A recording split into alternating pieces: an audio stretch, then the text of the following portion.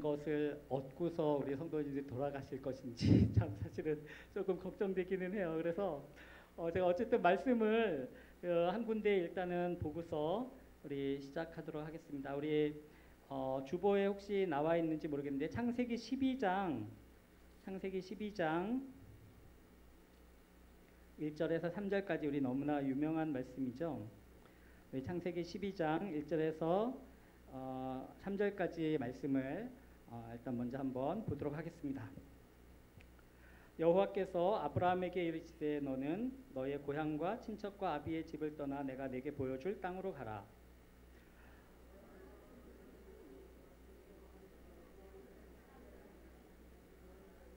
네, 3절 같이 읽겠습니다. 너를 축복하는 자에게는 내가 복을 내리고 너를 저주하는 자에게는 내가 저주하리니 땅의 모든 족속이 너로 말미암아 복을 얻을 것이라 하신지라. 네. 자, 여기 보면은 우리 창세기 12장 1절에서 3절까지의 말씀과 연관이 되는 것을 볼 텐데 공통점이 뭔지를 한번 찾아보셔요. 자, 우리 신명기 한번 보시면은 신명기 32장 아니 34장 32장이 아니라 34장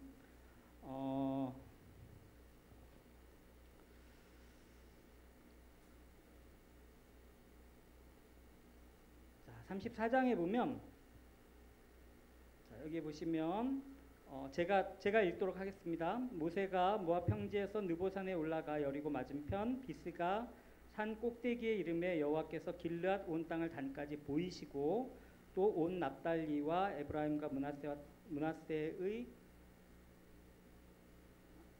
네. 올라갈까요 여기? 네. 네. 그래서 이게 멀어서 잘 안 보여요. 네. 조금 다시 내려가서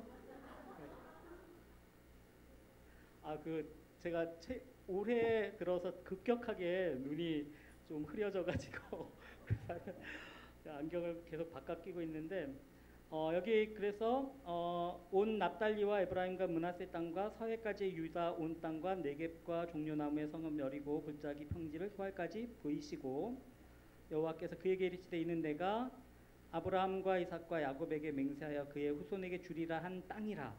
내가 눈으로 보게 하였거니와 너는 그리로 건너가지 못하리라 하시매. 그렇죠?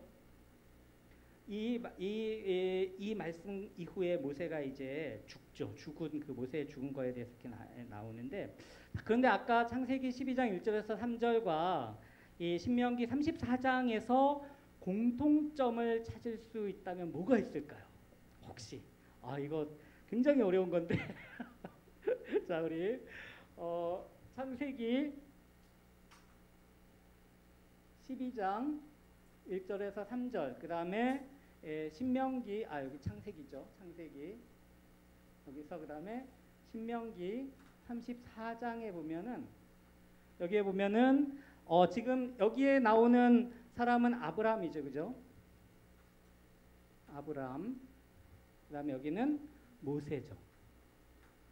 자, 여기 양쪽에 공통적으로 언급되는 핵심 개념이 있는데 그게 뭘까요? 네? 예? 땅. 예, 땅. 예, 땅이라는 게 지금 그 같이 공통되는 그런 주제가 땅이 있죠, 땅. 그 다음에 또 뭐가 있죠?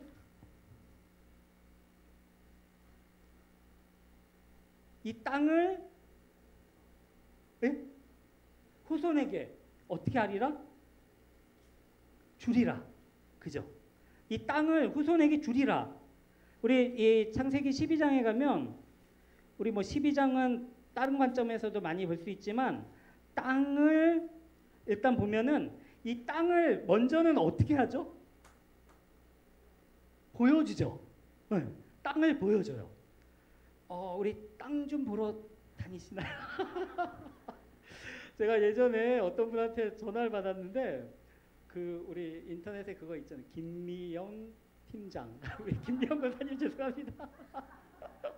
제가 어떤 그 신대원 다닐 때였는데 전화를 받았는데 저한테 사장님이라고 그러시면서 좋은 땅이 있는데 그 땅을 좀 모시겠냐는 거예요. 그래가지고 제가 그게 무슨 말인가, 저는 땅을 살 돈도 없지만 생각도 한 번도 해본 적이 없는데, 근데 그래서 무슨 말인가 했더니 서울에 어디에 땅이 한 평짜리가 있다는 거예요. 한 평. 그래서 한 평을 왜 사요? 그랬더니 이게 서로 이야기가 안 되는 거야. 소위 말해서 알박기를 할 좋은 땅이 있다. 그래가지고 제가 근데 땅을 여기 보면 땅을 지금 보여준다라고 하는 그런 개념이 있죠. 땅을 여기에도 보면 보여주고 여기에도 또 보여주죠. 그죠? 왜 보여주죠? 이 땅을 아까도 말씀드린 것처럼 후손에게, 그죠? 후손에게, 여기도 보면은 후손에게 이제 준다라고 한. 근데 정작 여기서 모세는 이거 땅을 보지만 땅에 들어가지 못하는 매우 안타까운, 그죠? 요즘도 그거 물어보는 사람이 있어요. 왜 모세는 무슨 큰 잘못을 했다고 모세가 못 들어갑니까? 그래서 제가 그거는 하나님께 가서 물어보라. 저한테 물어보지 말고 그런 거는 하나님께 가서 한번 꼭. 근데 자, 이게 이 지금 창세기 12장과 신명기 34장의 마지막에 보면은 이 아브라함과 모세라고 하는 그런 그 개념이 조금 바뀌긴 하지만 땅이라고 하는 것이 큰 주제가 있고 그 땅을 보여주고 그것을 이제 약속하는, 소위 말하는 땅에 대한 약속, 후손에게 주리라라고 하는 그 조금 더 이제 중요한 개념이니까 여기에다가 약속이라고 이제 여기도 약속, 땅에 대한 이 약속, 이 땅에 대한 이 약속이 양쪽에 동일하게 나타나는 것을 볼 수가 있습니다. 이게 이제 오늘 제가 이제 우리 성도님들과 같이 나눌 핵심이에요, 사실은. 이 핵심이 4와 5와 6을 좌우해요. 이 핵심이. 이 4와 5와 6은 사실은 새로운 이야기는 아니고 4냐 5냐 6이냐의 이야기는 거의 100여 년 넘게 논쟁이 일어나는 그런 것인데 사실은 오늘은 요즘은 잘 이야기를 안 해요. 이미 이제 신학도 이렇게 한 세대를 풍미하다가 이렇게 종결이 되면 좀 이렇게 그 유행을 지나가는 그런 거긴 한데, 그런데 어쨌든 이 지금 4냐 5냐 6이냐가 이 문제와 연관이 돼 있다. 그걸 일단은 제가 말씀을 드리겠습니다. 우리 지난주에 한번 복습을, 지난주가 아니라 지난번에 것을 복습을 한다고 할 때 3과 4, 3이 먼저 오는 게 좋을 것 같아요. 왜냐하면 3과 4에서 4에 연결해가지고 4, 5, 6, 9, 그죠? 그 다음에 다음번에는 9와 연관해서 할 거예요. 그 9는 구경이에요. 그래가지고 이제 9부터는 구약을 이제 구경하시는 거예요. 여러분들이 구약에 어떤 논의점들이, 어떤 중요한 것들이 있는지를 이렇게 쭉 한번 공부해 나가는 그러한 취지로 생각을 하시면 될 것 같습니다. 지난번에 우리 한 거 중에서 우리 맨 뒤에 앉으신 분들에게 질문을 던져야 되겠네요. 제 전면에 있는 우리 노미래 집사님 맞죠? 아닌가요? 맞죠, 그죠? 네. 자, 3은 뭐죠? 그때 안 오셨으면 대답 안 하셔도 돼요. 3은 뭐죠? 3.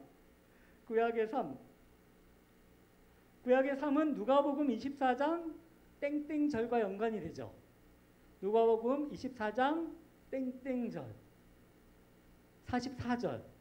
연관해서 볼 때 3은 뭐였을까? 구약에서 3. 3은 세 구분. 자, 우리 누가복음 24장 44절을 누가 한번 찾아서 읽어주시겠어요?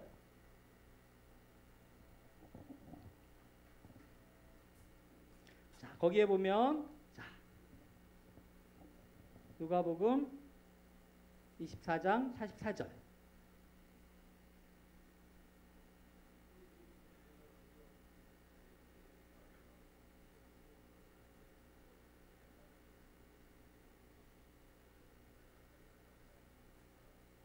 네, 거기에 보면 모세의 율법, 모세의 율법과 그 다음에 선지자의 글과 그 다음에 시편. 자, 여기서 보면 모세의 율법과 선지자의 글과 시편에 나를 가리켜 어떻게 한 것? 기록된 것이 이루어져야 되리라. 이게 지금 누가 한 말이죠? 예수님이 한 말인데 예수님이 이 말을 왜 하신 거죠? 이게 뭐냐면 그 누가복음 24장 44장 굉장히 중요한데 거기 보면 모세의 율법과 선지자율과 시편에 즉 이것은 두자로 바꿔서 말하면 뭐죠? 두자 아니면 네자 두자로 말하면 구약 그죠? 네자로 말하면 구약 성경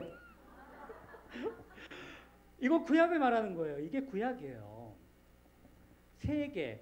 그래서 오늘날에도 유대인들은 구약 성경을 세 구분으로 이야기해서 이야기를 한다고 그랬잖아요.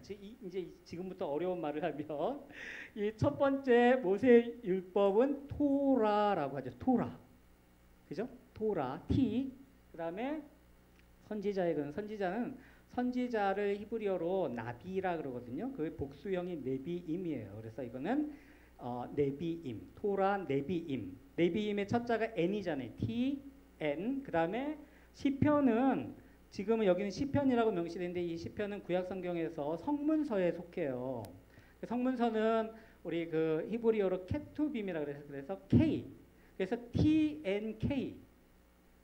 구약을 유대인들은 TNK라 그래요. 그래서 타나크라 그래요. 거기다가 그 R을 붙여서 타나크. 혹시 들어보신 분들 있는데 근데 이런 건 모르셔도 돼요. 이거는 뭐 모른다고 큰 지장은 없는데 상식으로. 그래서 유대인들은 구약 성경을 세 개로 말을 한다라는 거죠. TNK, 타나크 혹은 테나크. 자, 그러면 사는 뭘까요? 사. 우리 김영범 집사님 안 오셨나요 그때? 사는 왜 사라고 한다 그랬죠? 사는 우리가 조금만 그 관심이 있으신 분들은 성경을 공부를 할 때에 성경은 우리 율법서, 모세의 율법서, 그 다음에 역사서, 그 다음에 선지서, 그 다음에 시가서. 우리 그 신학교들이 참 웃긴 게 그 구약에서 율법서를 전공했다 그러면은 굉장히 높게 쳐줘요. 희한하게. 그 다음에 두 번째로 쳐주는 게 뭐죠? 예언서.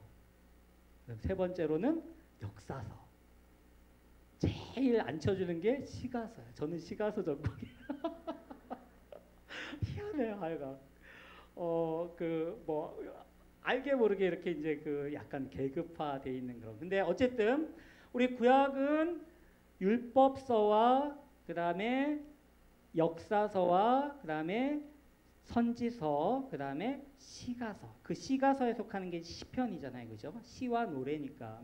그래서 우리가 오늘날에는 이렇게 구분한다라는 거죠. 여기 지금 나와 있는 것처럼. 자, 요거랑 연관해서 쓴다면은 여기다 보면은 율법서, 그 다음에 역사서, 그 다음에 선지서, 그 다음에 시가서. 그래서 사 구분을 한다라는 거죠. 여기는 3이죠, 그죠? 그래서 제가 이거 3과 4를 말씀드린 거는 큰 의미는 없고 우리 구약 성경을 우리가 구약하면은 머리에 가장 먼저 떠올릴 하나의 커다란 체계, 틀, 그죠? 이사 가셨다면서요? 방이 몇 개예요? 우리 항상 궁금한 게 그죠? 우리는 누가 어디 이사 갔다 그러면 방이 몇 개예요? 방이 몇 개예요? 방이 3개예요. 방이 4개예요. 이렇게 생각하시면 구약에는 방이 유대인들이 가지고 있는 히브리 성경에는 방이 3개. 그 다음에 우리가 알고 있는 책에 오늘날 구약에는 방이 4개. 이렇게 생각하시면 돼요. 그래서 3과 4에 아무 의미는 없어요, 사실은. 근데 왜 틀릴까요? 뭐 이런 거 하면 이제 복잡해지죠. 왜 틀릴까요? 왜 유대인들이 가지고 있는 이 세 개의 구분이 왜 네 개로 바뀌었을까? 이거 혹시 제가 지난번에 이야기를 드렸는지 모르겠는데 혹시 기억나시는 분 있으세요?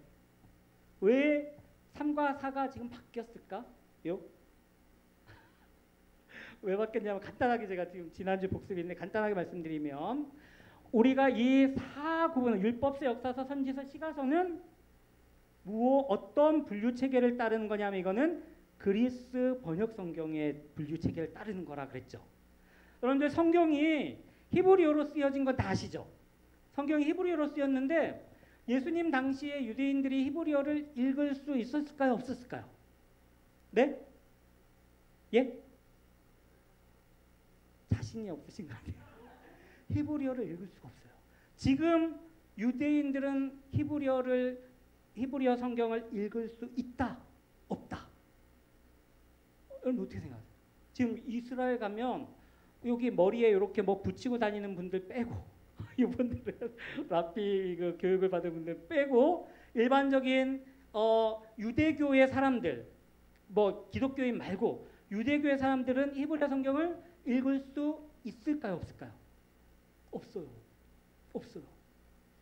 유대인 제가 그 예전에 본에 있을 때에 굉장히 놀랐는데 독일인과 결혼한 이스라엘 분 유태인이죠.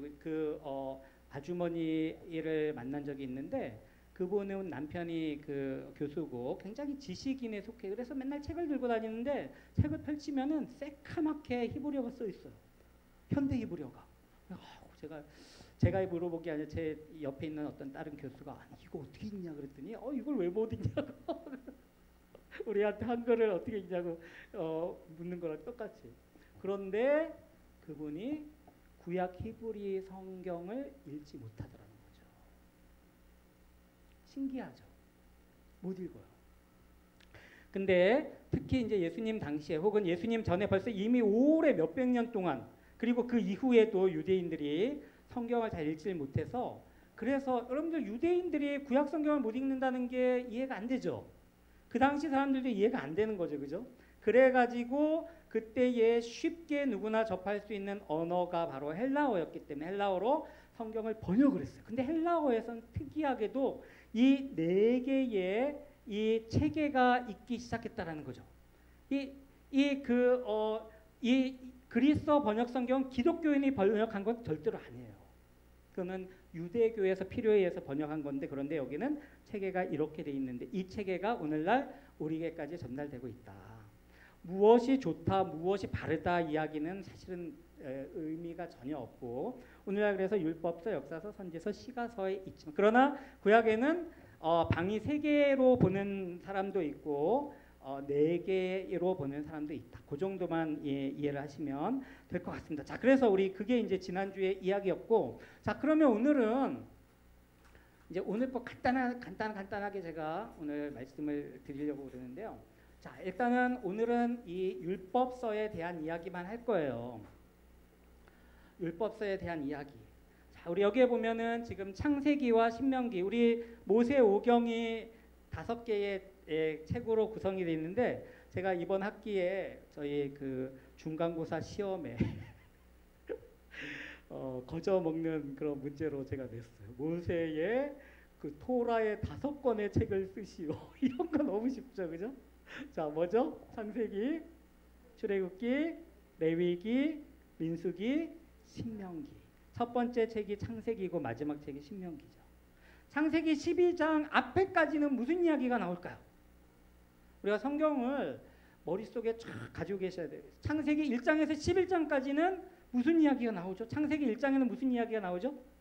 창조. 2장에도 창조. 3장에는 다 아시죠? 3장에는 타락, 4장에는 가인과 아벨의 이야기, 5장에는 족보, 6장에는 6, 7, 8, 9에는 뭐가 나오죠? 홍수 나오잖아요. 그죠?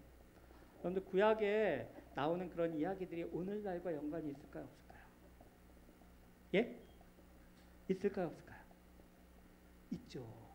제가 지금 어떤 분이랑 이야기를 하다가 오늘날 기후 위기 시대에 앞으로 온도가 계속 올라가면 바닷물이 계속 상승하잖아요, 그죠? 빙하가 녹고 그래서 조만간에 노아의 홍수가 우리 앞에 펼쳐질 수 있다. 왜냐하면 해수면 상승은 심각한 문제. 그래서 그때 노아 홍수에 우리 창세기 6, 7, 8, 9장을 오늘날의 기후 위기와 연관해서 연구할 필요가 있다. 이런 이야기들이 심심치 않게 나온다. 어쨌든 10장에는 뭐가 나오죠? 10장에 또 족보가 나오고 11장에는 뭐가 나오죠? 바벨탑 사건이 나오잖아요, 그죠?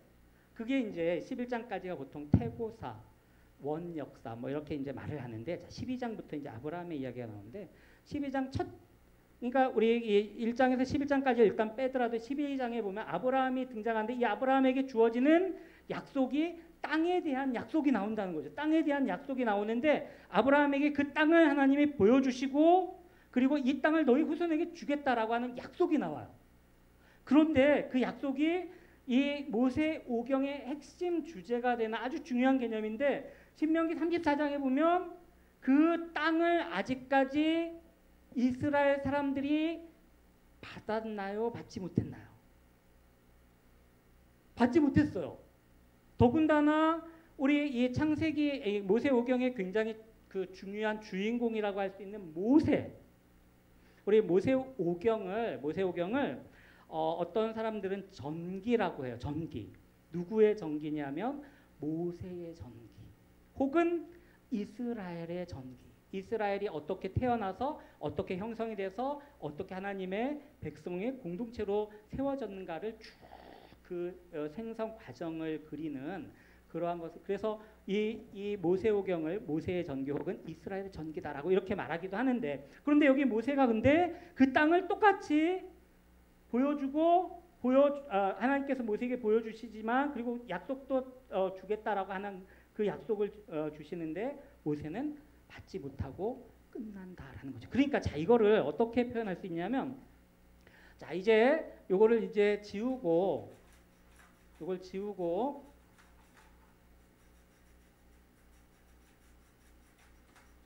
자, 우리 여기서 창세기에서 신명기까지에 보면은, 자, 여기서 시작된 땅에 대한 약속이 이렇게 시작돼서 신명기에서 딱 같은 지점에 이렇게 끝나야죠, 그죠? 제가 항상 이런 곡선을 참 많이 그리는데 주로 이제 거꾸로 그리거든요. 근데 이제 제가 논문 지도할 때 출발점과 종착점이 같아야 된다. 어떤 사람은 여기서 출발하겠다고 막 큰 소리 쳐서 논문 쓰다가 여기서 끝나요. 이런 거를 내자로 말을 하죠. 용두사미. 여기서 하겠다고 시작했는데 여기서 끝나는 거예요. 그런 게 참 많은데, 그런데 자, 여기에 보면 자, 그런데 여기에 보면 이 땅에 대한 약속이 아브라함에서 시작돼서 여기 모세에게서 딱 끝나야 되죠. 그죠? 이게 이제 이런 것들 소위 사건의 거대한 곡선이다라고 이렇게 말을 해요. 그런데 자, 이게 여기서 끝났나요? 안 끝났나요? 끝났나요? 안 끝났나요? 땅을 주겠다는 약속이 성취가 되지가 않은 거죠. 그래서 어떤 사람들이 생각을 합니다. 어떻게 된 거지? 어떻게 봐야 되지? 근데 우리 창세기를, 모세오경을 우리는 이미 5건을 하나의 단위로 해서 지금 생각하고 있는데, 그런데 여기에서 끝나야 되는데 안 끝난 거예요. 그러니까 어떤 사람들이 생각을 한 거예요. 아, 이 아브라함에게 주어진 약속이 쭉 시작해서 딱 떨어지는 곳을 보니까 그게 어디다? 그게 어디다?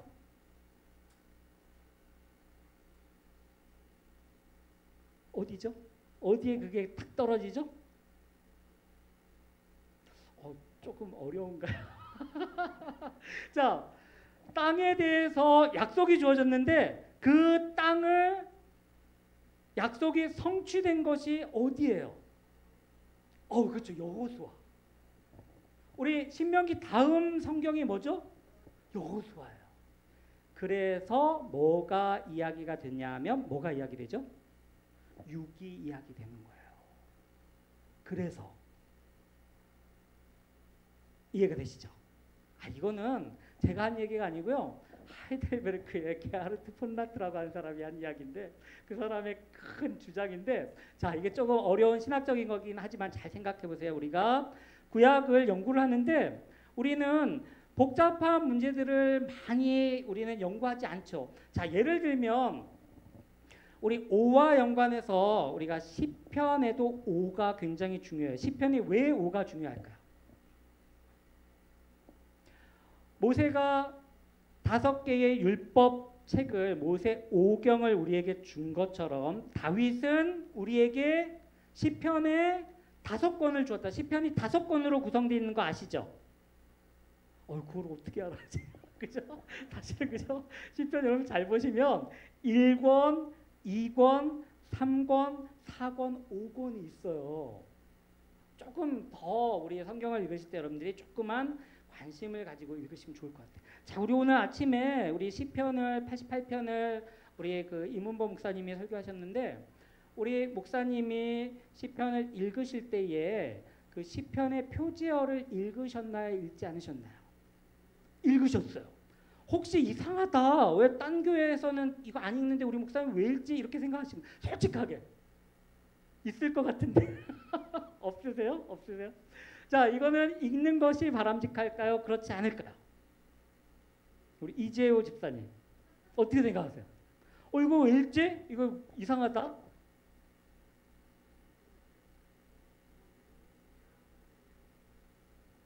읽으면은 본문 내용을 이해하는데 유익하지 않다? 아니면 유익하다? 유익하다.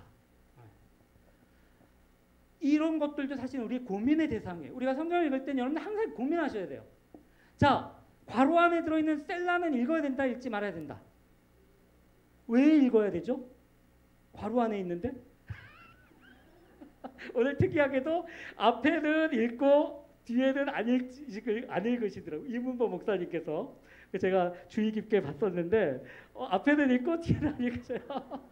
그게 굉장히 지혜로운 거예요. 왜냐하면 이거는 어떤 사람이 읽어야 된다, 어떤 사람이 읽지 않아야 된다. 그게 왜 중요해요? 안 중요해요. 그러나 우리가 성경을 읽을 때에 관심을 가지고 여러분들이 이 셀라는 읽어야 되나 말아야 되나 그런 거 질문하는 분들이 있어요. 특히 어디서 질문하냐면 제가 학교에서 강의를 하면 그런 거 많이 질문을 해요. 관심이 있기 때문에 공부를 하다 보면은 궁금한 게 너무 많아요. 우리 시편에 나오는 표제어 보면 오늘 읽은 시편 88편에 보면은 그 지도자 그러니까 그 인도자에 따라서 마할랏 르안 놋에 맞춘 노래.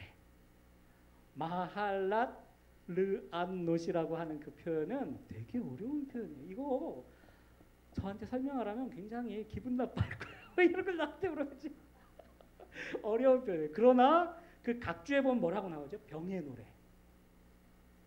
소주병, 맥주병 그 병이 아니라 어떤 병? 병의 노래. 그런데 우리가 그래서 시편을 읽으면서도 여러분들이 관심을 가져야 돼요. 굉장히 관심을 가지고 공부를 하죠. 그런데 우리 목사님께서 정말 멋있게도 시편의 표제어를 쫙 읽으시더라고요. 제가 예전에 총신대에서 그 원격 평생교육원에서 시편 해석이라고 하는 강의를 찍어서 한 굉장히 오래 기간 동안 돌렸는데 그 강의를 할 때 제가 항상 그랬어요. 여러분 시편의 표제어는 매우 매우 중요한데 왜 시편의 표제어를 안 읽는지 모르겠다. 시편의 표제어는 히브리 성경에 보면 1절이에요. 1절. 1절이에요. 그거는 그냥 출판사에서 파란색으로 이렇게 편집해서 넣은 게 아니에요. 그거는 성경에 엄연히 1절로 명시되어 있는 그런 굉장히 중요한 구절이에요. 그래서 읽어야 돼. 근데 그거 안 읽어요. 그래서 제가 이거 왜 안 읽지? 읽었으면 좋겠다는 생각이 드는데 우리 목사님 잘 읽어주셔서 너무너무 좋더라고요. 셀라에 대해서는 제가 나중에 시편을 강의하게 되면 그때 제가 말씀드리고 우리 시편에 어쨌든 시편에 보면 5개의 그게 있는데 자 다시 모세오경으로 돌아와서 보면 그 5라고 하는 숫자는 시편에도 중요하고 모세오경에도 5가 중요하다라는 거죠. 모세오경. 그런데 모세오경을 읽으면서 정말 민감한 분은 그런 고민할 거예요. 아브라함에게 주시겠다고 한 그것이 이 모세오경이 굉장히 중요한 개념이라면 이걸 생각 안 하면 뭐 사실은 어렵겠죠. 그러나 학자들이 그걸 생각하는 이게 굉장히 중요한 개념인데 왜 신명기 34장에서 그것이 성취되지 않고 끝날까?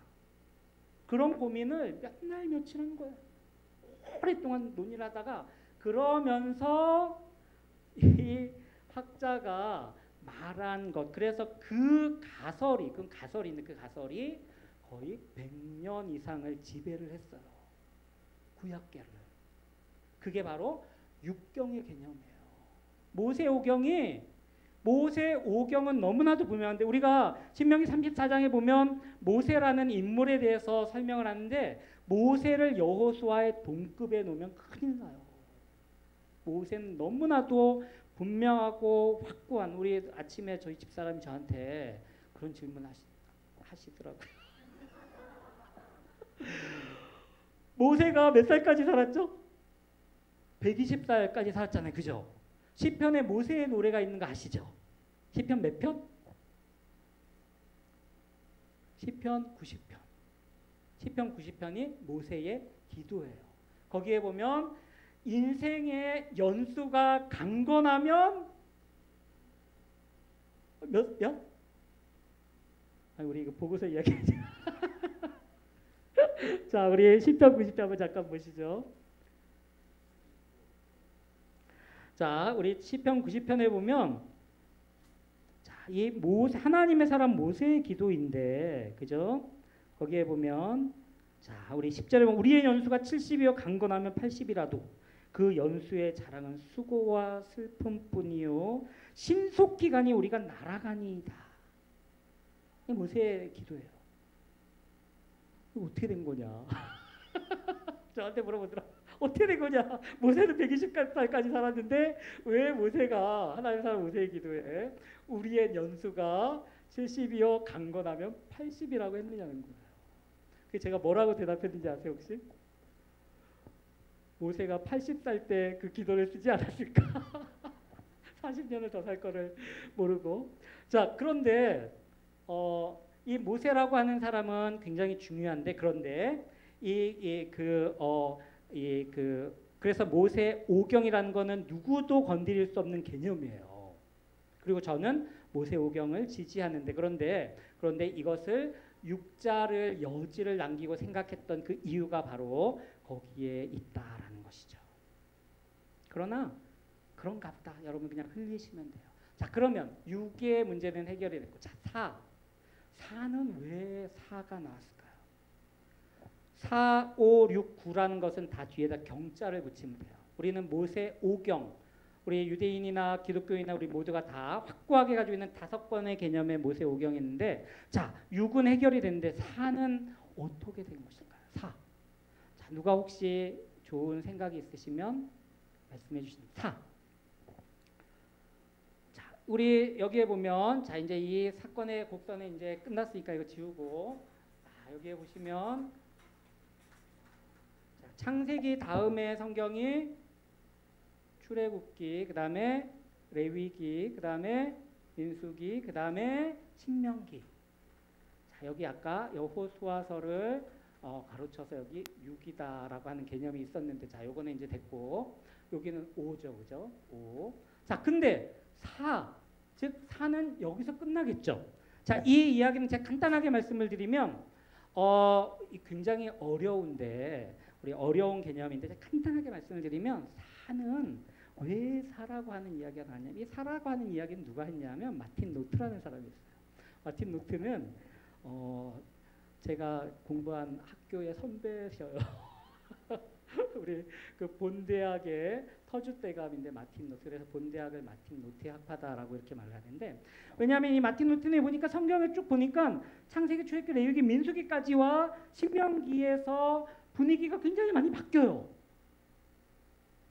뭐 민감하신 분들은 아마 느낄 수도 있는데 성경을 읽다 보면은 신명기부터 굉장히 분위기가 바뀌고 이 신명기 이하에서부터 신명기, 여호수아, 사사기, 그다음에 사무엘서, 열왕기서까지가 분위기가 굉장히 유사한. 이건 뭐 구약에서 주로 많이 말하는 이야기인데 그래서 이 마틴 노트는 이것을 4로 잘라요. 사로 자른 거죠. 그래서 사경의 개념을 이야기하는 거예요. 사경을 헤매는 거죠, 그죠? 그러나 이 마틴 루트의 가설이 지금도 구약 학계에 가면 이 마틴 루트의 가설이 지금도 굉장한 힘을 발하고 있다. 그렇게 말씀드릴 수 있어요. 제가 사실은 이제 8월 둘째 주에 제가 스위스 쭈리시에 가서 이제 학회를 가는데 학회 가면 제가 주로 같이 이렇게 만나는 분들이 독일의 괴팅엔이라고 하는 대학의 출신들인데 대장이 루돌프 스멘트라는 사람인데 제자들이 지금 제자가 벌써 뭐 지금 은퇴해가지고 지금 은퇴한 교수고 이제 할아버지죠, 거의 그죠? 그런데 그분들이 주로 하는 것도 이 사경과 연관이 된 그런 개념들이에요. 그래서 굉장히 중요한 개념인데 이게 구약에서 많이 이야기는 되고 있다. 그러나 이 사경도 대략 100년 정도를 이렇게 구약 학계를 지배를 하다가 지금은 이것도 이제 거의 유행이 지나가 있는 그러한 개념이다. 그래서 여러분들이 이거 막 사경 공부해야지. 그러실 필요 없고. 근데 어쨌든 사경이라는 것은 신명기를 따로 구별해서 보는 그런 입장이다. 상식적으로만 그냥 알아와 두시면 돼요. 그래서 4, 5, 6에 대해서 개념을 다 이제 제가 설명을 했고 마지막 하나 남았는데 자, 9는 뭘까요? 9만 설명을 하면 되는데 자, 9는 사실 이 9의 개념은 제가 공부를 마치고 들어온 2009년 이후 2009년까지도 제가 그렇게 익숙하게 접하던 그런 개념은 아니었어요. 그러니까 굉장히 이제 최근에 많이 이제 언급이 되는 것이다라고 할 수 있는데 이 9가 뭐냐면 자, 여러분들 우리 히브리 성경의 개념에서 생각을 해보면 자, 여기 이 여호수아 다음에 사사기가 오죠, 그죠? 그 다음에 뭐가 오죠? 사무엘서가 오죠, 그죠? 상하를 다 합쳐서 사무엘서라고 하고 그 다음에 열왕기서가 오죠, 그죠?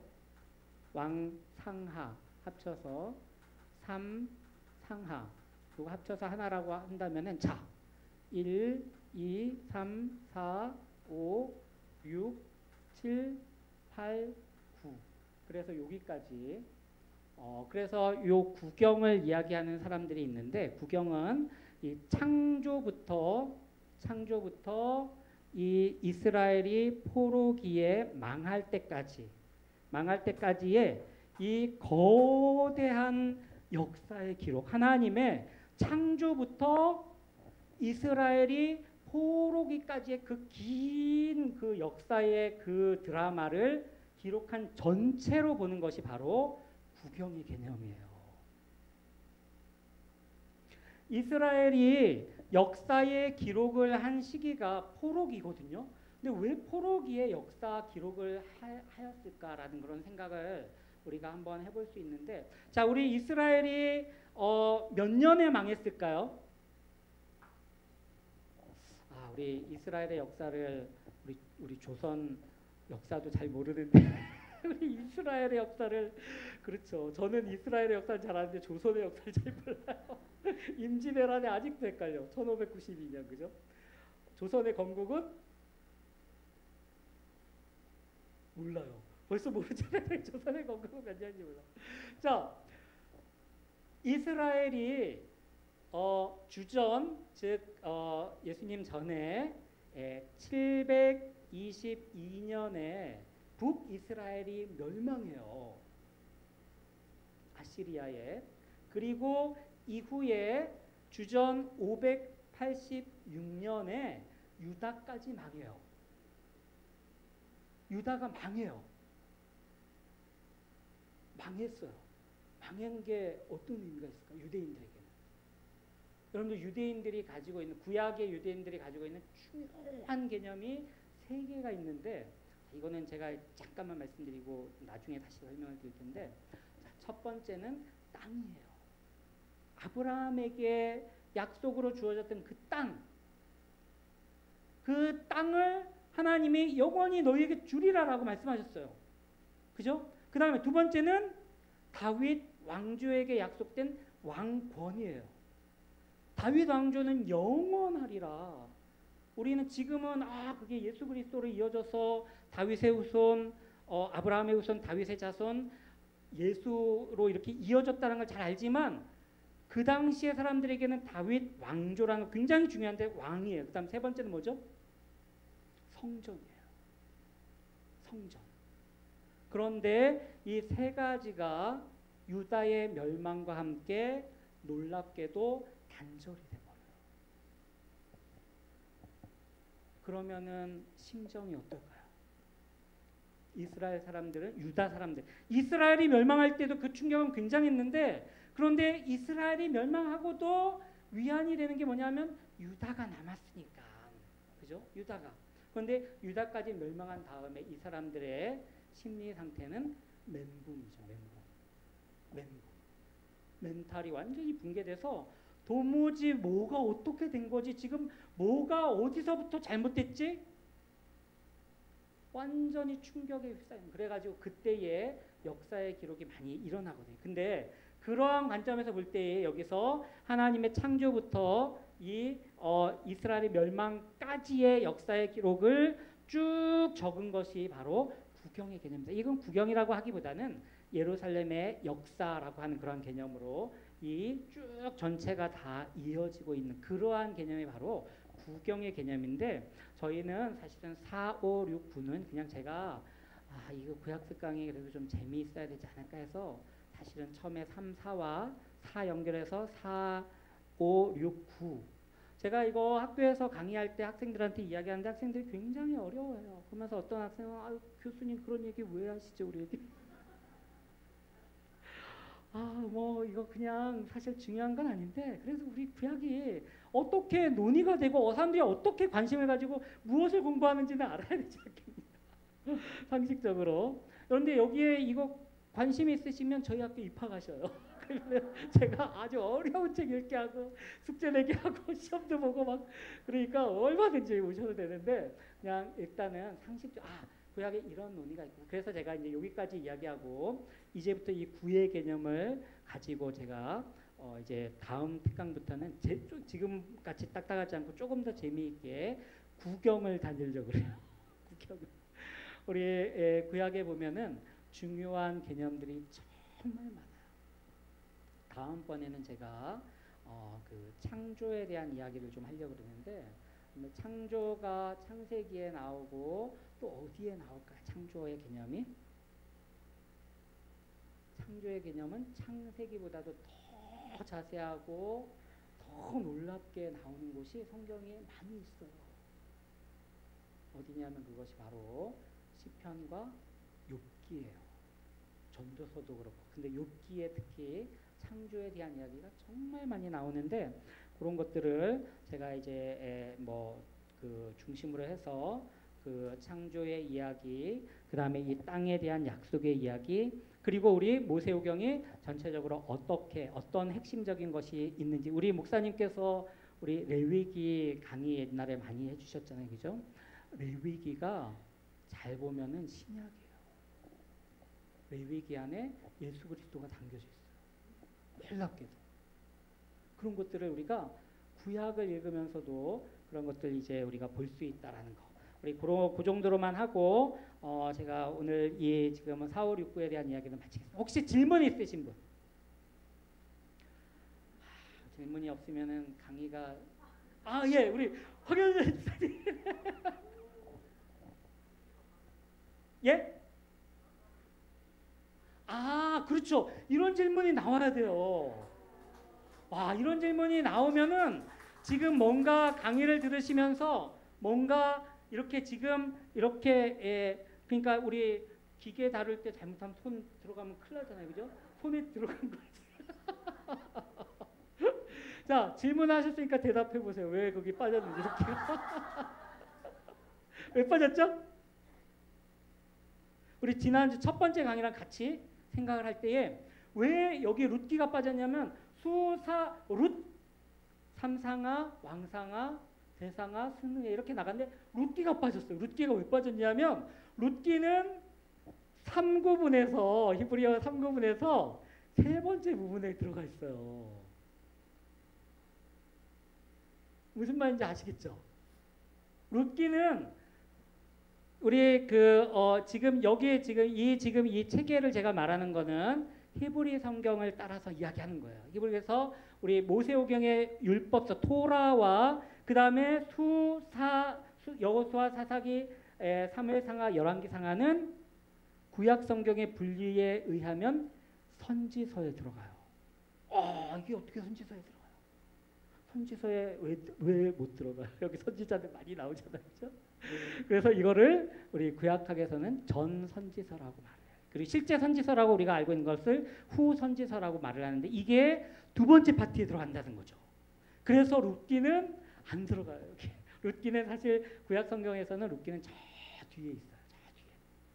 굉장히 재밌고 중요한 책이지만 저 뒤에서 너무너무 우리 황현현 집사님은 지난번에도 대답도 정말 잘하시고 아주 모범 학생이세요. 우리 황현현 집사님 내년에 저희 학교 입학하실래요? 저희 학교 지금 학생 모집도 어려운데. 적극 추천. 예. 또 혹시 질문 있으세요? 뭐 오늘 연관된 거 아니라도 혹시 질문 없으셔요? 네, 오늘 강의가 그러면은 여기까지 우리 그래서 우리 그 목사님께서 기대를 많이 해주셨는데 4, 5, 6, 9는 별 얘기는 없다. 그렇게 이제 생각을 하시고 어쨌든 모세 오경이라고 하는 것을 제가 오늘 잠깐 말씀드렸지만 땅의 약속과 그 약속의 성취라고 하는 그 개념이 모세오경의 중요한 개념이다라는 것은 정말 중요해요. 그리고 모세오경에 보면은 중요한 사건들 많이 나오는데 그러한 사건들은 우리가 하나하나 보면서 우리 나중에 또 공부를 해 나가도록 그렇게 하겠습니다. 자, 질문이 더 추가로 없으시면 제가 기도하고 마치겠습니다. 하나님 감사합니다. 우리가 예전과는 달리 오늘날에는 우리가 하나님의 말씀을 너무나 자유롭게 읽고 너무나도 쉽게 접하는 그러한 시대가 되어서 참 정말 감사를 드립니다. 하나님 그러나 다른 한편으로 생각하면 예전에는 하나님의 말씀을 쉽게 접하지 못해서 더 진지하고 더 귀를 쫑긋 세우고 하나님의 말씀을 듣던 그 모습이 지금은 우리에게 없어진 것이 또한 안타까운 가운데 있습니다. 하나님 우리가 하나님의 말씀을 읽고 공부하고 대할 때에 더욱더 진지하게 대하게 하시고 더 많은 생각과 고민과 질문을 가지고 그 말씀을 탐독해 나갈 수 있는 그런 우리 교회 성도님들 되도록 하나님 지켜주시기 원합니다. 그리하여서 이 하나님의 말씀 속에서 우리를 기다리시고 우리를 만나시기를 원하시는 그 하나님을 우리 모든 성도님들이 진지하게 만날 수 있는 그런 은혜가 있도록 하나님 도와주시길 간절히 소원합니다. 우리가 기회가 닿는 대로 열심히 공부할 수 있게 해주시고 또 열심히 말씀을 읽게 하시고 그것뿐만이 아니라 우리의 삶이 정말 하나님의 말씀을 따라 조종되고 움직이는 그러한 삶이 되도록 하나님 도와주시길 간절히 소원하고 나오며 예수님의 이름으로 기도합니다.